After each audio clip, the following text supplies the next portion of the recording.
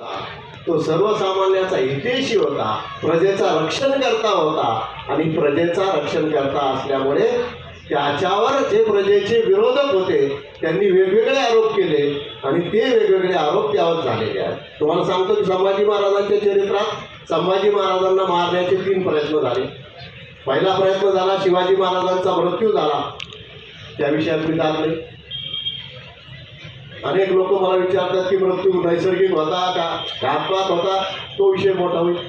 तर मृत्यू झाल्यानंतर परिस्थितीजन्य पुरावा काय सांगतो की रायगडाचे दरवाजे बंद करण्यात आले आणि शिवाजी महाराजांना भडाग्नी देण्यात आला. ज्या राजाचा वेदमंत्राने अभिषेक झालेला आहे त्याला मंत्राग्नी द्यायला पाहिजे असं धर्मशास्त्र सांगतं. त्यांना भडाग्नी देण्यात आलं, म्हणजे तुमच्या माझ्यासारखं चितेवर ठेवून पेटवण्यात आलं.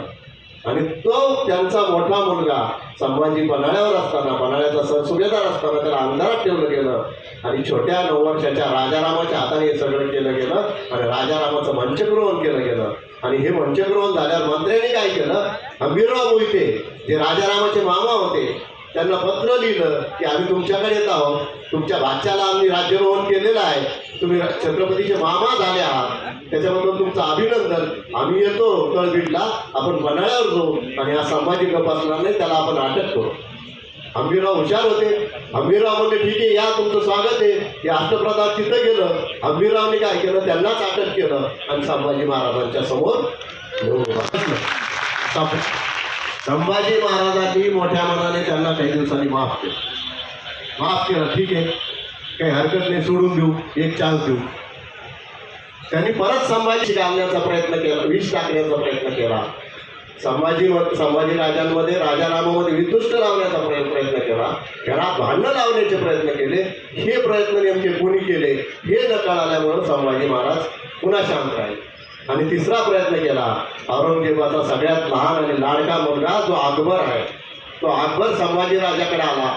ते पत्र लिहिलेलं आहे, वासिरी आलमगिरी नावाचं जे ग्रंथ आहे त्याच्यात हे पत्र आहे, पत्रव्यवहार आहे, वाचण्यासारखं आहे. त्याचा मराठी अनुवाद सिद्धमाधवराव बगडीने केलेला आहे, उपलब्ध आहेत सगळे ग्रंथ, आपण वाचले पाहिजे. तर त्यांनी संभाजी महाराज जे त्यांनी एकदा प्रयत्न केला होता स्वतःच्या बापाला पराभूत करण्याचा त्या अकबराने. त्यांनी सगळे राजपूत एकत्र केले आणि राजपूत एकत्र करून त्यांनी म्हणे आपण जाऊ आणि औरंगजेबाचा पराभव करू. औरंगजेब हुशार होता. औरंगजेबाने काय केलं, एक पत्र लिहिलं, आपल्या दूताला पाठवलं, बेटा अकबर तू खरंच 3-3.5 लाखाची फौज जमा केली आहे आणि औरंगजेबावर अजमेरला चालून जायचा त्याचा प्लॅन होता. आणि त्याच्या 1 दिवस आधी ते पत्र पाठवलं की बेटा तू माझा खरोखरच लाडका आहे, अल्लाह तुला खूप मोठं आयुष्य देईल आणि मोठ्या पदावर तुला पोहोचील. कोणाचं काय कर्तव्य असतं ते तू बजावलेलं आहेस.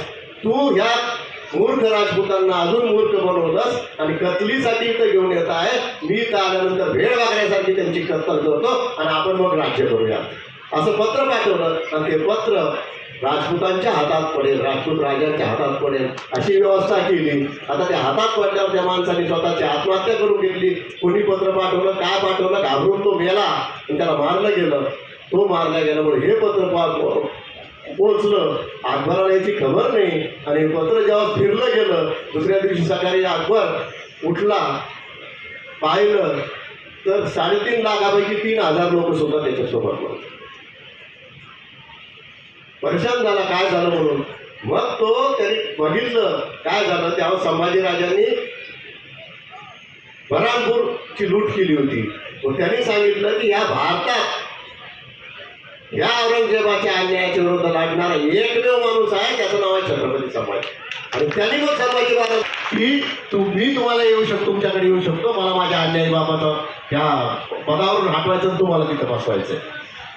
हे पत्र लिहिलं. संभाजी महाराजांनी उत्तर दिले, हुशार होते, कवी कंसाला उत्तर द्यायला लागलं, भेटू भेटू भेटू. मग भेटायला आला तरी भेट घेतली नाही. त्यांनी मंत्र्यांना पाठवलं भेटायला, नजराणे घेऊन पाठवलं, हिरोजी पाठवलं, रायगडाचे जे किल्लेदार होते भेट नजराने घेऊन. पण हे मंत्री अण्णाजी दत्त वगैरे गेले आणि त्यांनी अकबराला एक पत्र लिहिलं. अकबराबरोबर सलगी झाली, ओळख झाली आणि ओळख झाल्यावर त्यांनी पत्र लिहिलं की बाबा अकबरा असं करतो, आम्ही काय करतो, तुझ्याबरोबर संभाजी जेव्हा जेवायला त्याला मासे खूप आवडतात, त्या माशाच्या अन्नातून त्याला विष घालो, तो मेला तर अर्ध राज्य तुझं. अर्धराज्य कोणाचं? अकबराचं. आणि उरलेलं अर्ध कोणाचं? त्यांचं. अर्धराज्य तुझं असं अकबराला पत्र लिहिलं. आणि हे पत्र अकबराने दुर्गादास राठोडनी सांगितलं की अकबरा, हे मित्रप्रेमाला जागणं नाही आहे, ही चुकीची गोष्ट आहे, हे संभाजीला कळव. संभाजी महाराजांना कळवलं आणि संभाजी महाराजांनी हे सगळे जे मंत्री आहे कोणाला हत्तीच्या पायाखाली दिलं, 2 वेळा माफी दिली होती, 3ऱ्या वेळा त्यांना सगळ्यांना मारलं. अण्णाजी दत्तोला तर कशाने मारलं?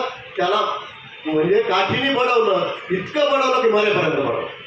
गटाचा सूत्रधार तो होता, त्याला हत्तीच्या पायाखाली एकदम झटक्यात मरण आलं असतं किंवा कडेलोट केला झटक्यात मरण, त्याला काठीने मारून मारून मारलं संभाजी महाराजांनी. हे कृत्य त्यांच्या वारसांना आवडलं नाही, म्हणून संभाजी महाराजांच्या मृत्यूनंतर जी रामराव चिटणीसाची बकर तयार झाली, त्या मल्हारराव चिटणीसी बकरीमध्ये पहिल्यांदा संभाजी महाराजांच्या चरित्राचं आणि चारित्र्याचं विकृतीकरण करण्यात आलं.